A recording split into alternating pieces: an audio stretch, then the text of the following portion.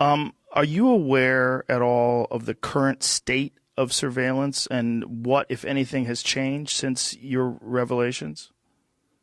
Yeah, I mean, the big thing that's changed since I was in 2013 is now it's mobile first everything. Mobile was still a big deal, right? And the intelligence community was very much grappling to get its hands around it and to deal with it. But now people are much less likely to use a laptop than use a desktop than use, God, any kind of wired phone than they are to use a smartphone. And both Apple and Android devices, unfortunately, are not especially good in protecting your privacy. Think right now. You got a smartphone, right? You might be listening to this on a train somewhere in traffic right now. Or you, Joe, right now. You got a phone somewhere in the room, right? The phone is turned off, or at least the screen is turned off. It's sitting there. It's powered on. And if somebody sends you a message, the screen blinks to life. How does that happen? Right? How is it that if someone from any corner of the earth dials a number, your phone rings and nobody else's rings? How is it that you can dial anybody else's number and only their phone rings, right? Every smartphone, every phone at all, is constantly connected to the nearest cellular tower. Every phone, even when the screen is off, you think it's doing nothing. You can't see it because radio frequency emissions are invisible. It's screaming in the air, saying, here I am, here I am. Here is my IMEI, I think it's Individual Manufacturer's Equipment Identity, and IMEI, Individual Manufacturer's Subscriber Identity. I could be wrong on the breakout there, but the acronyms are the IMEI and the IMSI, and you can search for these things. They're two globally unique identifiers that only exist anywhere in the world in one place, right? This makes your phone different than all the other phones.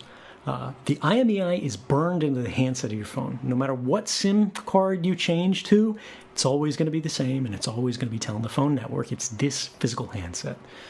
Then the IMESI is in your SIM card, right? And this is what holds your phone number, right? It's basically the key, the right to use that phone number. And so your phone is sitting there doing nothing, you think, but it's constantly shouting and saying, I'm here. Who is closest to me? That's a cell phone tower. And every cell phone tower with its big ears is listening for these little cries for help and going, all right, I see Joe Rogan's phone, right? I see Jamie's phone. I see all these phones that are here right now. And it compares notes with the other network towers, and your smartphone compares notes with them to go, who do I hear the loudest? And who you hear the loudest is a proxy for proximity, for closeness, distance, right? They go, whoever I hear more loudly than anybody else, that's close to me. So you're going to be bound to this cell phone tower, and that cell phone tower is going to make a note, a permanent record, saying this phone handset with this phone number at this time was connected to me, right? And based on your phone handset and your phone number, they can get your identity, right? Because you pay for this stuff with your credit card and everything like that.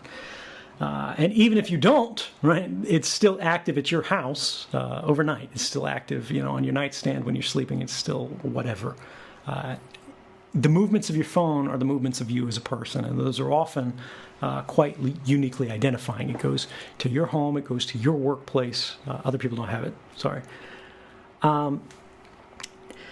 And anyway, it's constantly shouting this out, and then it compares notes with the other parts of the network.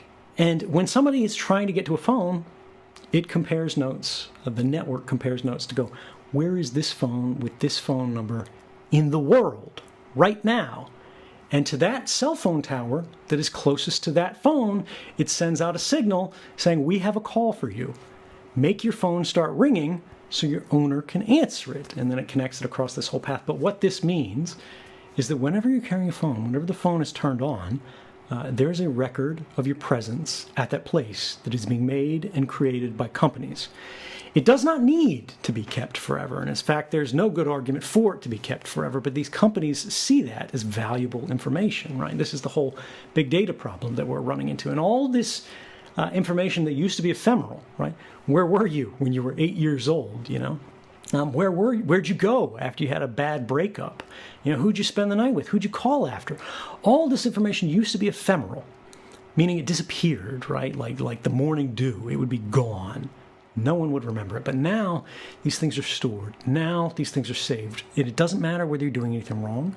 It doesn't matter whether you're the most ordinary person on Earth, because that's how bulk collection, which is the government's euphemism for mass surveillance, works. They simply collect it all in advance in hopes that one day it will become useful. And that was just talking about how you connect to the phone network.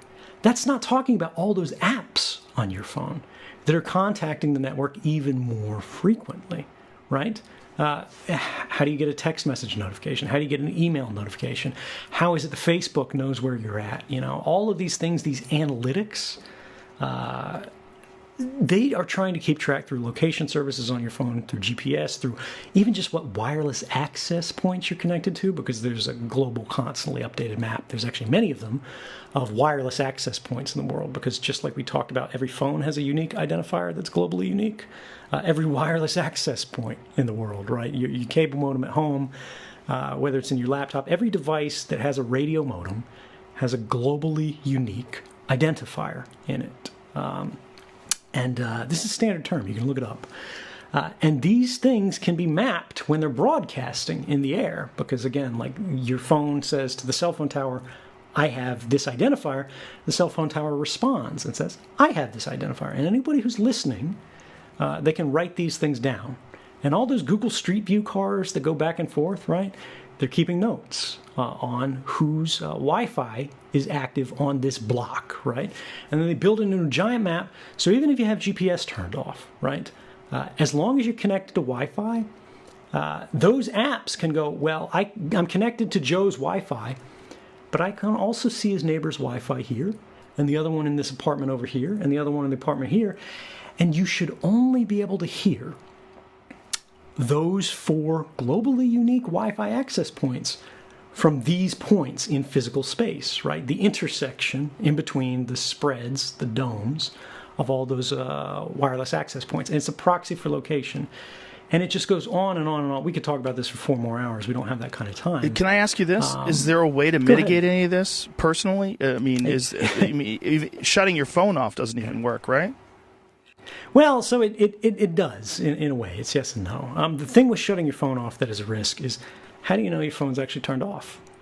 It used to be when I was in Geneva, for example, working for the CIA. We would all carry like drug dealer phones. The old smartphones, old dumb phones. They're not smartphones, and the reason why was just because they had removable backs where you could take the battery out, right? And the one beautiful thing about technology is if there's no electricity in it, right? If there's no go juice available to it, if there's no battery connected to it, it's not sending anything, because you have to get power from somewhere. You have to have power in order to do work. But now your phones are all sealed, right? You can't take the batteries out. So there are potential ways that you can hack a phone where it appears to be off, but it's not actually off. It's just pretending to be off, whereas in fact it's still listening in and doing all this stuff. But for the average person, that doesn't apply, right? And I got to tell you guys, they've been chasing me all over the place. I don't worry about that stuff, right?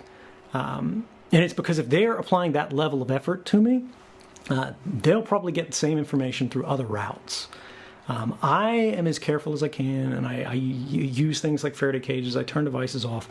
But if they're actually manipulating the way devices display, it's just too great a level of effort, even for someone like me, to keep that up on a constant basis. Also, if they get me, I only trust phones so much. So there's only so much they can derive from the compromise. And this is how operational security works. You think about what are the realistic threats that you're facing, that you're trying to mitigate. And the mitigation that you're trying to do is what would be the loss, what would be the damage done to you if this stuff was exploited.